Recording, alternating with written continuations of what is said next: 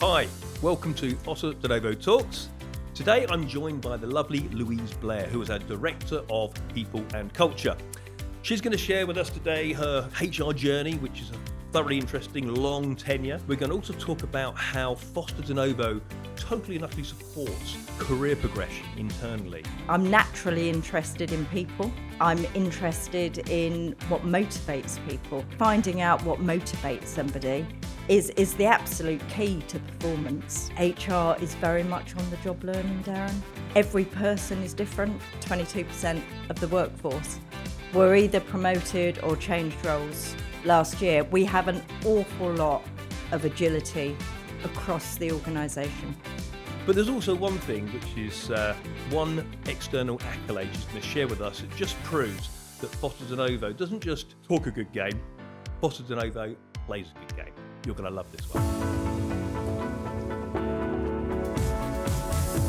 A big welcome to Louise Blair, our Director of People and Culture at Foster Denovo. I think I've probably stayed out of trouble with your department so far, haven't I? I think you probably have, Just but about- there's always time, Darren. Borderline. I think you give me the benefit of the doubt most of the time. But welcome aboard. Thanks so Thank much you. for coming with us today. Obviously, we've got some really good questions to ask you. But I think for the audience listening in, it'd be really nice for them to know your background, because it hasn't always been HR, has it? So just a bit of that journey, and then what brought you to FD, Foster Okay. Denovo? Well, my background has been HR for an awful long time, 30 plus years. Wow. So an awful long time. I didn't go directly into HR. I started. I mean, many years ago. Our knowledge of HR or personnel, Personnel. as it was then, was probably not great. Careers guidance at schools and things weren't great. So unless you were sort of female, you were likely to be either maybe a nurse or a typist. So directly out of education, I actually started in the land registry, reviewing contracts in the land registry in Holborn. Did that for a while, and interestingly, a colleague of mine was a trade union rep. Oh. And used to share lots of stories about supporting employees in various situations. And I guess it piqued an interest, and supporting employees became something that I was interested in. A role came up in their personnel department, which I applied for and got, and that was the start. But I quickly moved into the private sector, which was faster paced, had a bit more agility to it, and suited me better, and continued my career. But moved into health and spent a lot of time in health.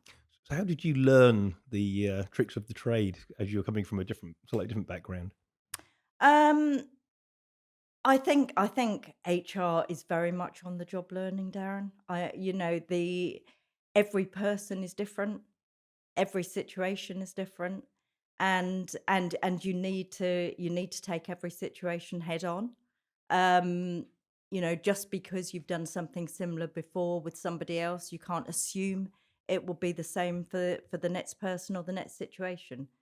I mean, it's brilliant to have experience. You've always got things that you can look back on, but you need to understand that each situation is different. Yeah, it feels to me like there's a lot of natural talent there, as well as stuff you can learn, and you brought an abundance of that natural talent with you. Yeah, and I think I think curiosity helps. Yep.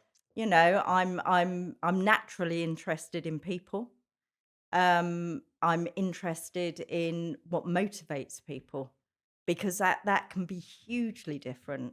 And finding out what motivates somebody is the absolute key to performance.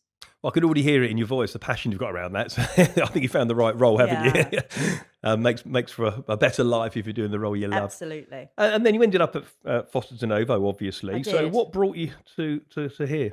I think beforehand, as I say, I worked in health for quite a long time. And the similarity was the regulatory nature of the role. And so I guess in a way, from an HR perspective, that became my sort of niche. Working within a regulatory environment can be quite different. So that sounds counterintuitive, financial services highly regulated. I would have thought you might want to run a mile rather than be attracted to that. So what was it about it? I think I was used to that way of working. I was used to thinking about not just the law but the regulator.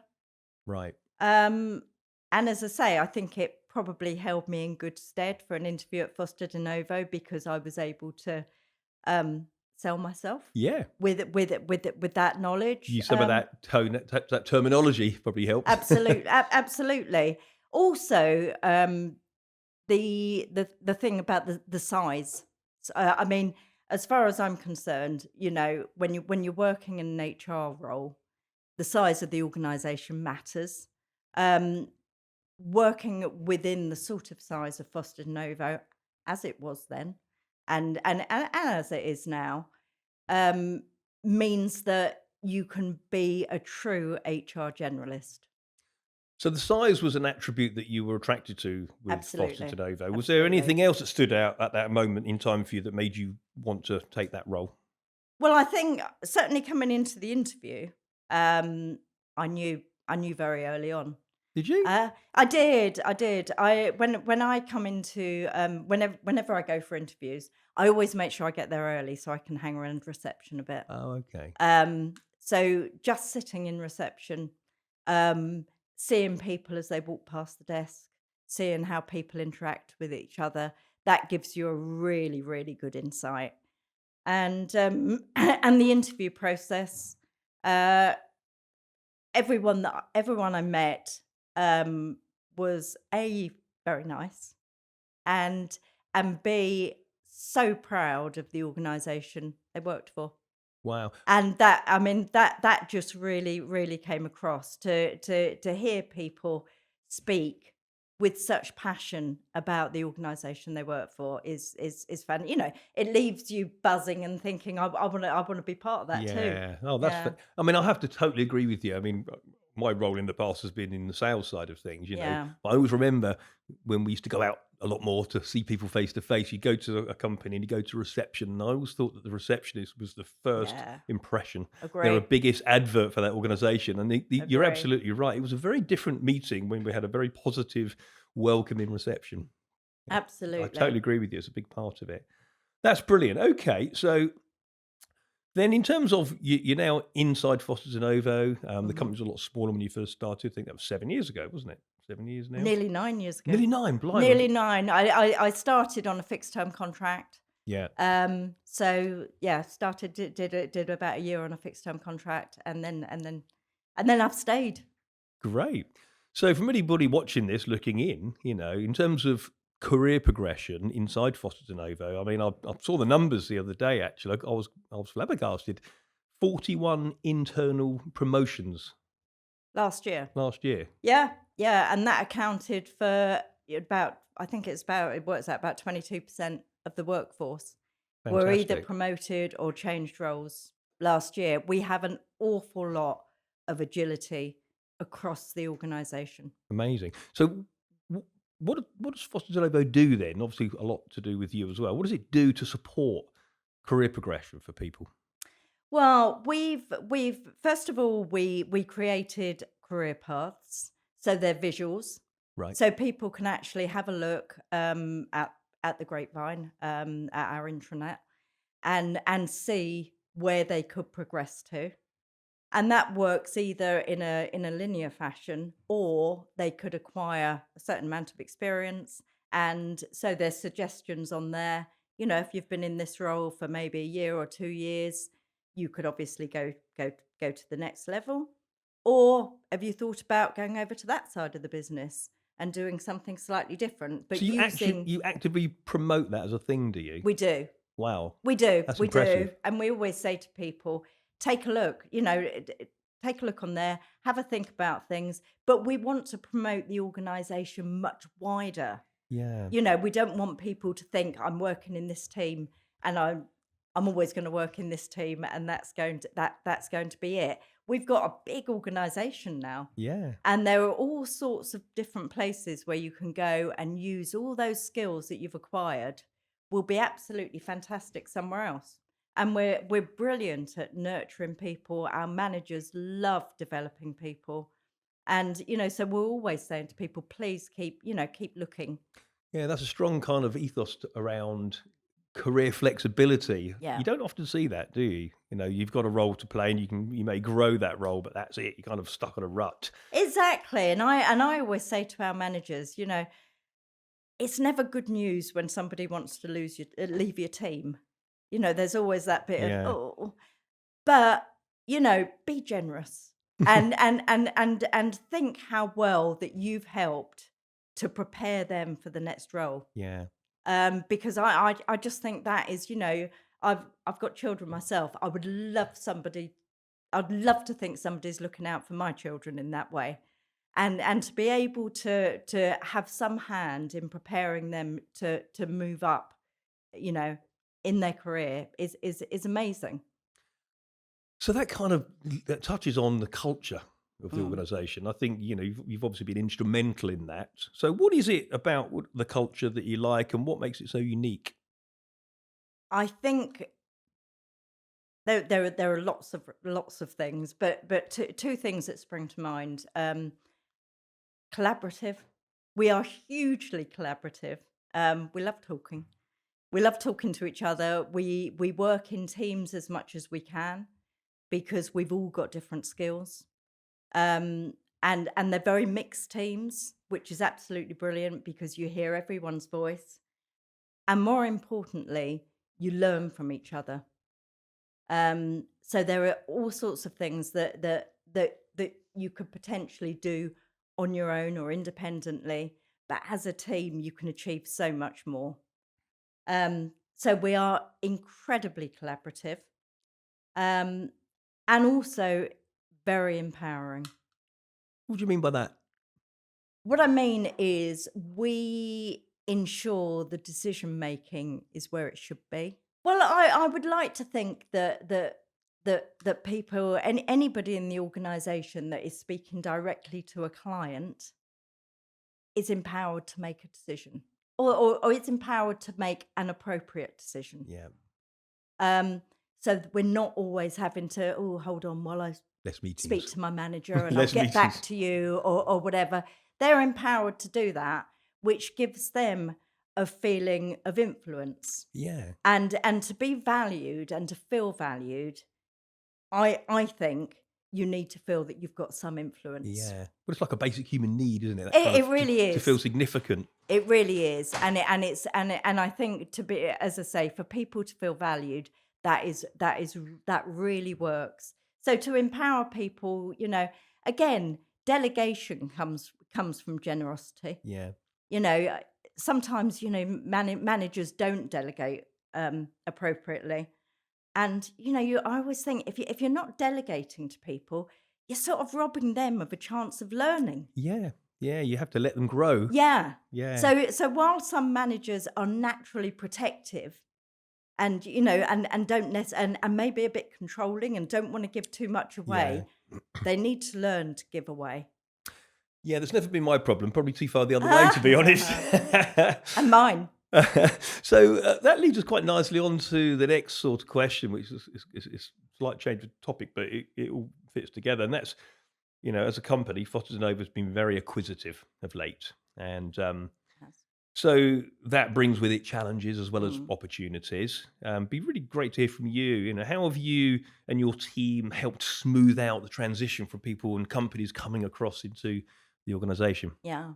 Well, my team get involved very early. Right? Yeah.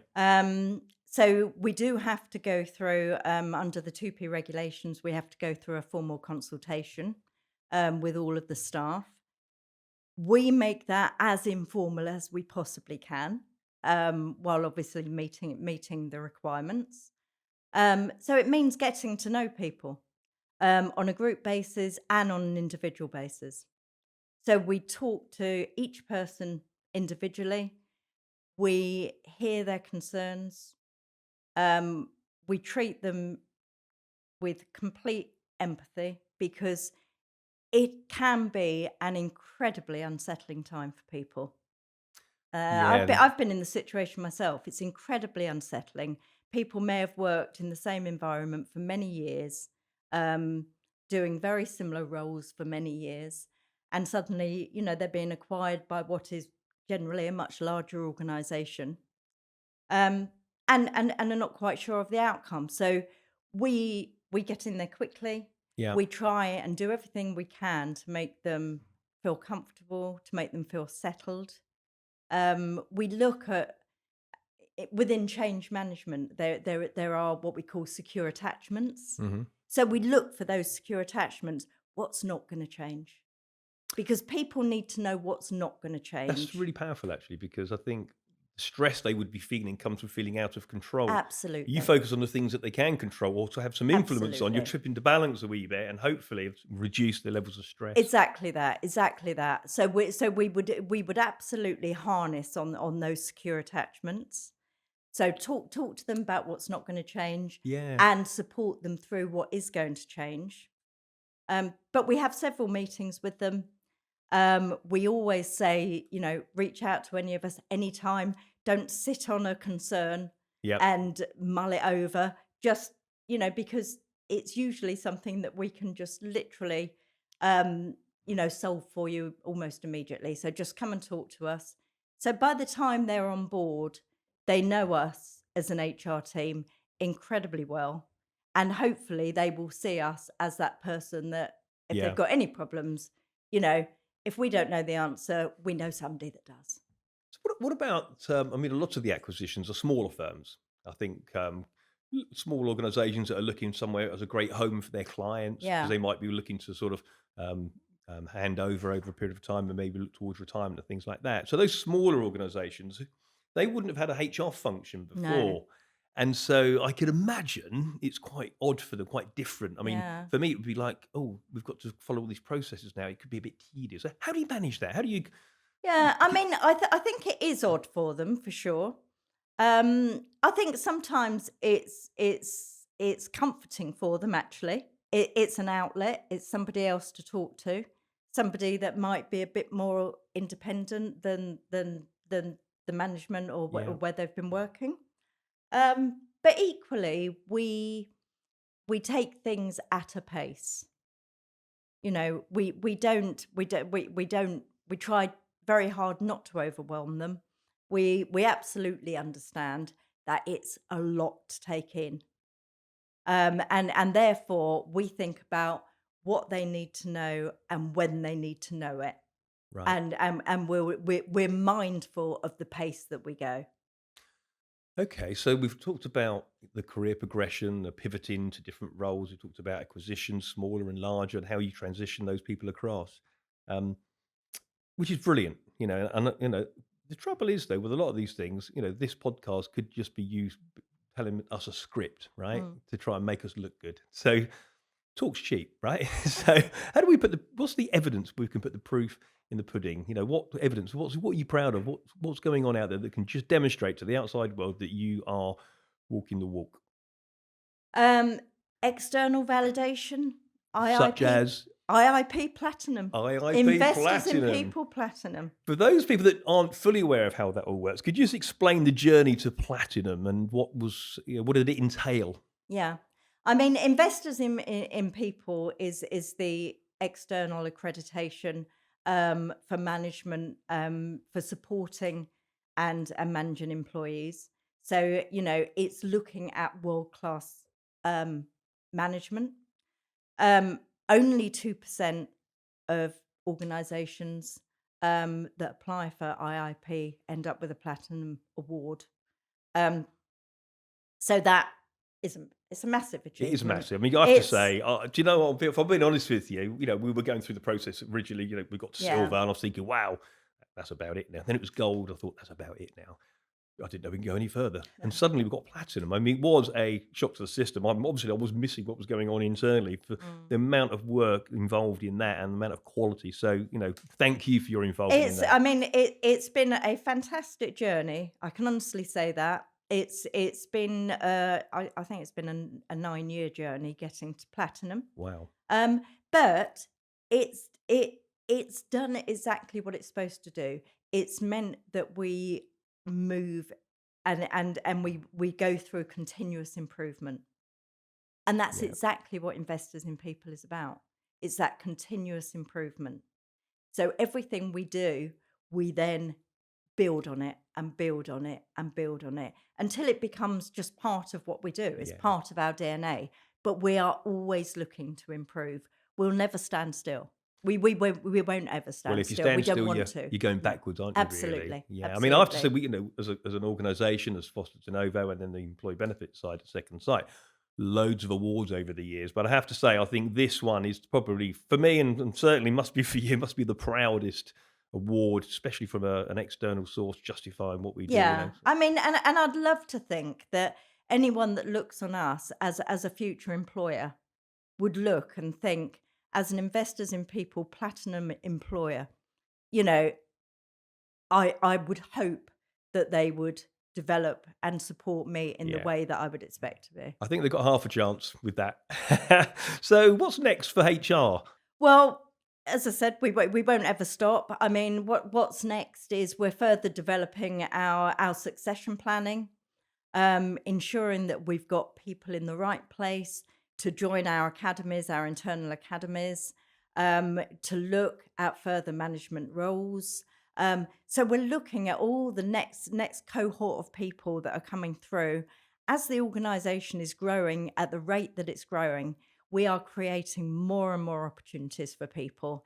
And so we need to be on the front foot to develop them to make sure that they're ready for those opportunities. And that's what succession planning is all about. It's not just identifying those opportunities, it's readying the people. So you've got them in the right place at the right time. Yeah, absolutely. There's nothing better than be working in an organisation which is growing. I've been there when companies are atrophying, and it's a sad place to be when you're just cutting and cutting all the time. Absolutely. I mean, people will be able to see within Foster De Novo, there are so many opportunities that are coming up. And it's, and as you say, it just makes it such an inspiring place to be.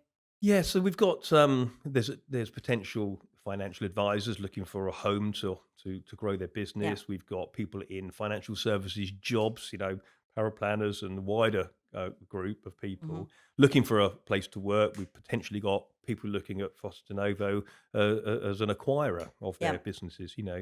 Um, that's all been brilliant, absolutely brilliant. Thank you so much, Louise, for sharing all of that with us. But I'm just going to finish on one thing. I just want something. I want an instant blink reaction answer to this one. Okay. What is it you love most about Foster de Novo? Fun.